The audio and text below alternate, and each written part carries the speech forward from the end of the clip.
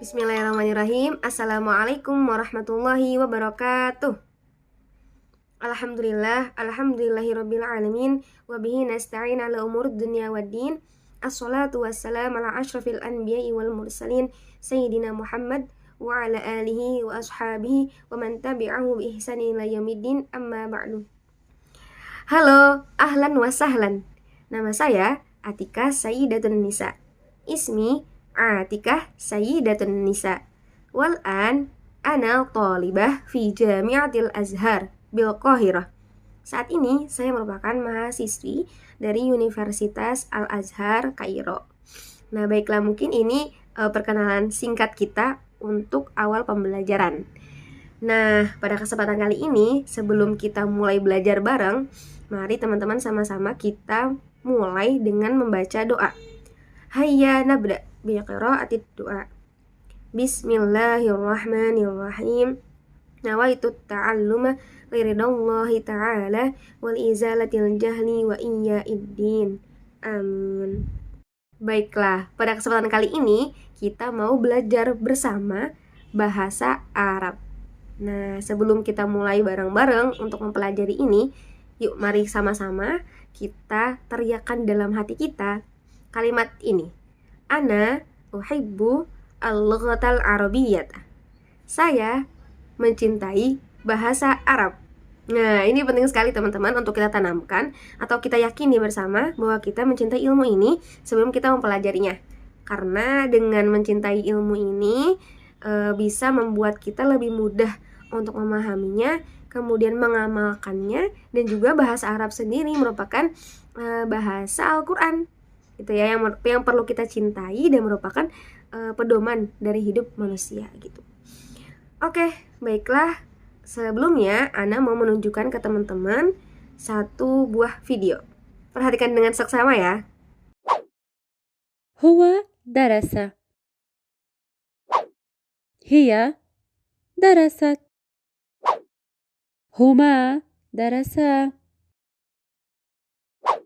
هما درستا. هم درسوا. هن درسن. أنت درست.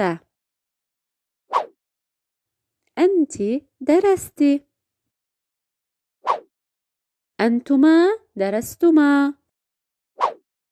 أنتما درستما. أنتم درستم. أنتن درستن. أنا درست. نحن درسنا. Nah, dari video tadi bisa kita lihat ada banyak perubahan kata dalam bahasa Arab sesuai dengan perubahan dari jenis kelamin ataupun jumlah dari subjek yang disampaikan. Tadi kalau misalnya kita ingat lagi, di gambar pertama ada seorang anak laki-laki di sebuah ruangan membaca buku sendirian. Nah, di situ dikatakan dengan kalimat huwa darosa. Nah, di gambar selanjutnya ada dua orang anak laki-laki sedang belajar, dinyatakan kalimatnya adalah huma darosa gitu. Jadi setiap berubah jumlah orangnya, jenis kelaminnya, kemudian keadaannya, ada beberapa perubahan dalam bahasa Arab. Nah, hal-hal yang berubah tadi ini dalam bahasa Arab disebut dengan tasrif al-lughawi atau artinya perubahan bahasa. Nah, pada kesempatan kali ini kita mau membahas sedikit tentang tasrif al-lughawi gitu ya teman-teman. Baiklah, di sini kita mau tahu bersama tasrif lughawi atau perubahan bahasa ini maksudnya apa gitu ya. Pertama, tasrif berasal dari kata sorofa yang berarti perubahan. Nah, yang kedua, lughawi berasal dari kata lughah yang berarti bahasa. Kemudian bagaimana ketika digabungkan? Nah, tasrif lughawi berarti perubahan bentuk kata dalam penggunaannya pada bahasa Arab. Yang tadi sudah kita lihat bersama videonya ya, ada beberapa kata dalam bahasa Arab yang berubah gitu dalam penggunaannya sesuai dengan keadaan, kemudian jenis kelamin, dan juga jumlah. Nah, kemudian tasrif al-lughawi ini kita bagi-bagi menjadi 3 kelompok. Yang pertama itu lil ghaib. Nah, ghaib ini apa? Ghaib ini adalah kata untuk menyampaikan sebuah subjek yang tidak hadir di hadapan kita. Itu ghaib kelompok pertama. Kemudian yang kedua itu mukhatab. Mukhatab ini adalah sebuah kata untuk menyampaikan subjek yang hadir di hadapan kita. Jadi kita sedang berbicara dengan orang yang ingin kita sampaikan subjeknya. Kemudian kelompok yang ketiga itu lil mutakallim, yang artinya mengungkapkan, menyampaikan, menceritakan tentang diri kita sendiri dari jumlahnya satu ataupun banyak sebagai sebuah subjek. Nah, jadi tasriful lughawi ini kita bagi ya menjadi 3 kelompok, lil ghaib, lil mukhatab, dan juga lil mutakallim. Nah, setelah itu kita sama-sama lihat nih, ghaib, mukhatab, dan mutakallim ini siapa aja sih subjeknya? Ya. Nah, di sini ada 3 kelompok yang udah kita beri kotak, ada 3. Nah, di sini kelompok pertama ghaib. Tadi kita udah kasih penjelasan ya, bahwasanya ghaib itu untuk mengungkapkan sebuah subjek yang tidak hadir di hadapan kita. Nah, itu siapa aja orang-orangnya? Nah, di sini ada domair. Dan domair atau domir ini adalah sebuah kata pengganti untuk mengungkapkan sebuah subjek gitu ya. Nah, di sini lil ghaib ada 6. Ada huwa yang berarti dia berjenis kelamin laki-laki. Kemudian hiya yang artinya dia perempuan sendirian.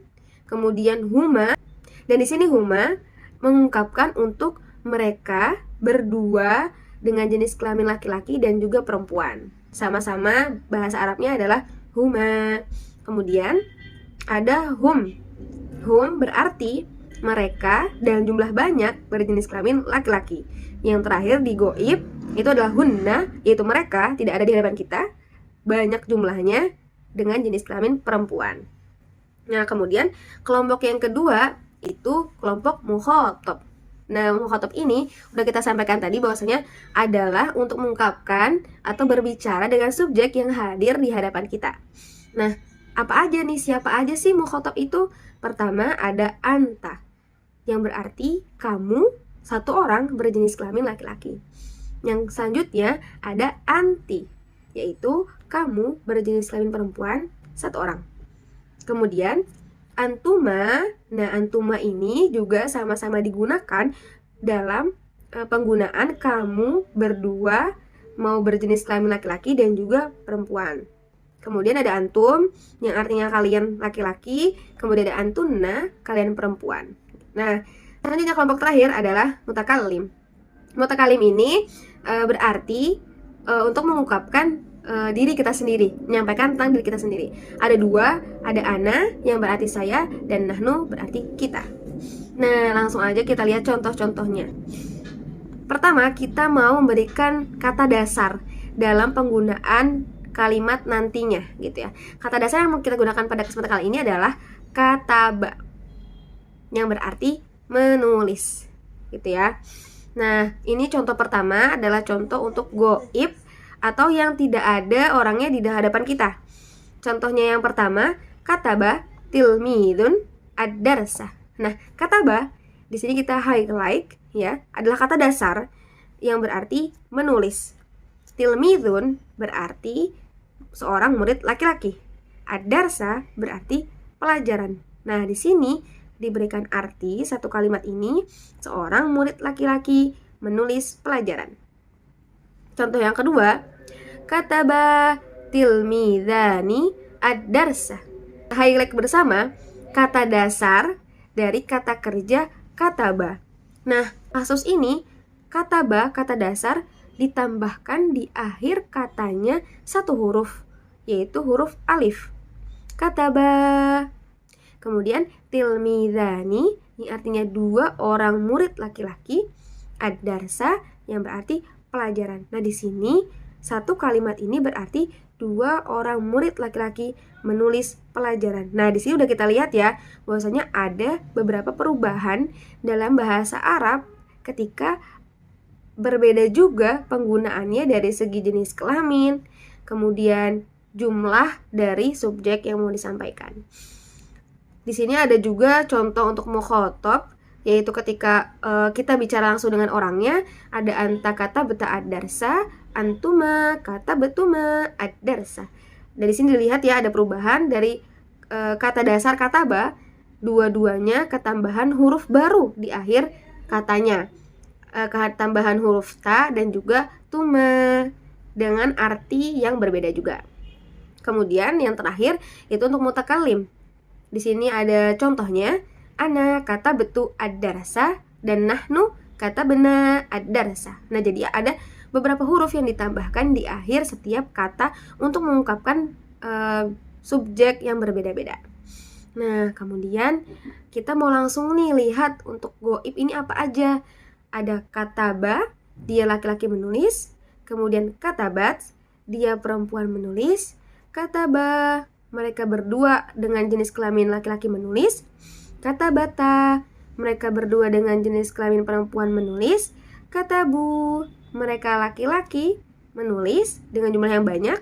Katabena, mereka perempuan menulis dalam jumlah yang banyak. Nah, di sini kataba, di sini kita menggunakan huruf warna hitam untuk mengungkapkan jenis kelamin laki-laki. Kemudian yang ungu untuk mengungkapkan jenis kelamin perempuan, dan huruf yang berwarna oranye tandanya adalah huruf yang ditambahkan dari kata dasar. Nah, di sini bisa kita lihat perbedaan-perbedaannya. Kemudian di sini kita memiliki kata kunci untuk memudahkan kita dalam mengungkapkan sebuah kata kerja dengan jumlah yang berbeda dan jenis kelamin yang berbeda. Di sini ada ta'ut ta'nits, yaitu ta khusus untuk perempuan. Kemudian yang kedua ada aliful itsnain, yaitu alif yang menunjukkan dua orang. Kemudian ada wawil jamaah. Nah, itu ada waw dengan alif di situ. Di sini untuk menunjukkan banyaknya laki-laki. Kemudian ada juga nun, disebut nunun niswah untuk menunjukkan banyak perempuan. Nah, gimana pengaplikasiannya untuk lil goib ini? Untuk huwa yang artinya dia laki-laki menggunakan kata dasar, yaitu kata ba. Kemudian hiya, kata dasar ditambah dengan ta'ut ta'nits, yaitu ta khusus perempuan tadi, dan kita menyukunkan atau memberikan harokat sukun terhadap huruf ta'nis tersebut menjadi katabat. Kemudian huma, di sini artinya dua orang laki-laki. Penggunaannya adalah kata dasar ditambah dengan aliful itsnain atau alif yang menunjukkan dua orang. Maka katanya berubah menjadi kataba. Selanjutnya ada huma. Huma di sini menunjukkan dua orang perempuan. Nah, yang kita gunakan di sini adalah kata dasar ditambah dengan ta'ut ta'nits ditambah juga dengan aliful itsnain karena ini perempuan. Jadi dia harus punya ta khusus perempuannya. Kemudian karena dia dua orang, kita tambahkan aliful itsnain menjadi kata bata gitu. Untuk membedakan antara dua orang laki-laki dan dua orang perempuan. Nah, kemudian hum yang artinya mereka dalam jumlah banyak dengan berjenis kelamin laki-laki. Nah, cara penggunaannya yaitu kata dasar ditambah dengan wawil jamaah atau waw yang tadi untuk mengungkapkan laki-laki dalam jumlah banyak ya. Nah, maka katanya kata dasar kataba berubah menjadi katabu seperti itu. Yang terakhir untuk goib di sini ada hunna. Nah, hunna di sini artinya mereka perempuan dalam jumlah yang banyak.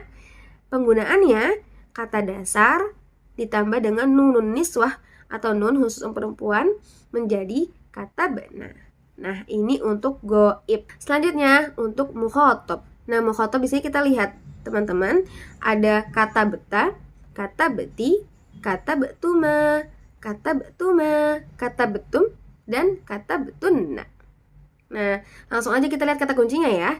Kata kunci di sini ada ta'ul mukhotob, disebutnya ta'ul mukhotob. Artinya ta untuk menyampaikan orang di hadapan kita berjenis kelamin laki-laki. Kemudian ada ta'ul mukhotobah, hurufnya adalah ti.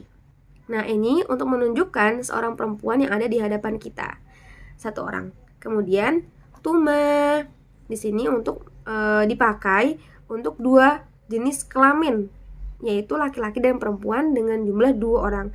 Kenapa untuk yang mukhatab tidak kita bedakan antara laki-laki dan perempuan? Karena orangnya ada di hadapan kita. Jadi tinggal kita tunjuk antuma gitu, kalian dengan jumlah 2 orang. Kemudian ada tum. Nah, di sini tum ini adalah sebuah alamat jam'ul mudzakkar atau sebuah tanda untuk menunjukkan laki-laki dalam jumlah yang banyak di hadapan kita. Kemudian ada tunna. Tunna ini adalah alamat jam' muannats, yaitu tanda yang menunjukkan bahwa ini adalah seorang perempuan dalam jumlah yang banyak. Dan di sini kita praktekkan langsung aja kata kunci tersebut. Oke. Nah, di sini ada anta dalam penggunaannya kata dasar ditambah ta'ul mukhatab atau ta yang khusus untuk laki-laki yang ada di depan kita. Maka kata dasar kataba berubah menjadi katabta. Begitu. Kemudian kedua anti.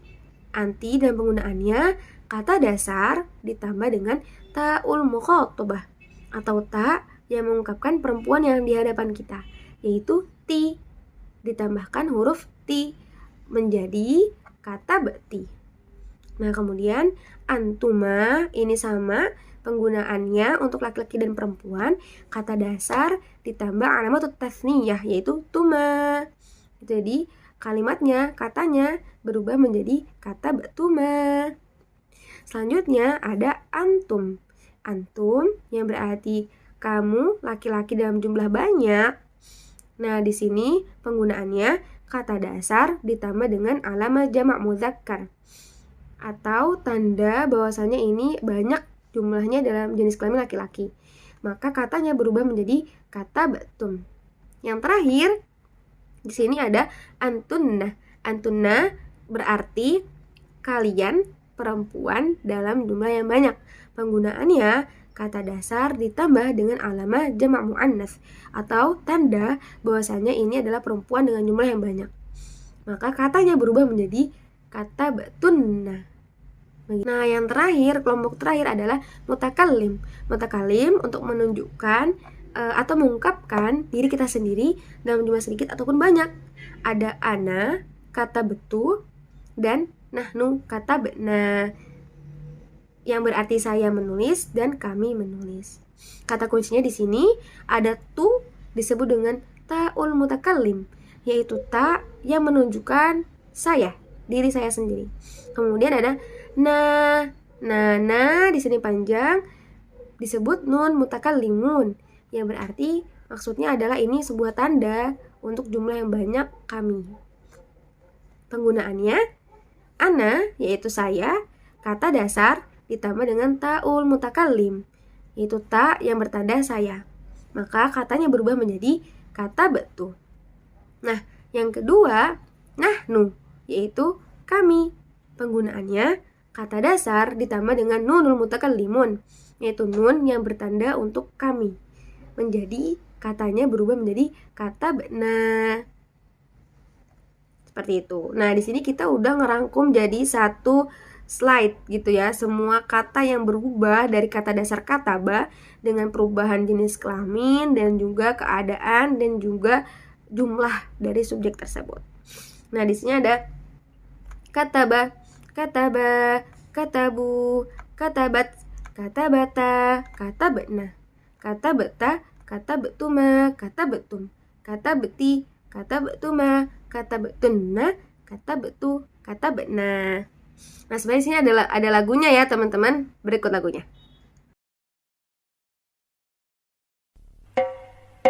Fa'ala fa'ala fa'alu fa'ala fa'ala tafa'alna fa'alta fa'altuma fa'altum fa'alti fa'altuma fa'altunna fa'altu fa'alna fa'altu fa'alna.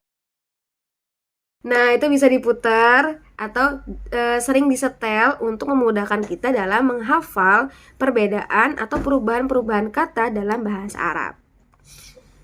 Nah, alhamdulillahirrahmanirrahim, udah kita bahas semua nih, semua perubahan kata dalam bahasa Arab yang disebut dengan tasriful lughawi. Nah, mari kita akhiri pertemuan kali ini dengan membaca doa. Hayya nakhtatim bi qiraatid doa. Bismillahirrahmanirrahim. Allahumma anfa'na bima 'allamtana wa 'allimna ma yanfa'una warzuqna 'uluman tanfa'una. Amin. Baik, terima kasih banyak teman-teman semua atas perhatiannya. Insya Allah kita bertemu lagi dan belajar bareng lagi di kesempatan yang lainnya. Jazakumullah khair, syukran jazilan. Wassalamualaikum warahmatullahi wabarakatuh.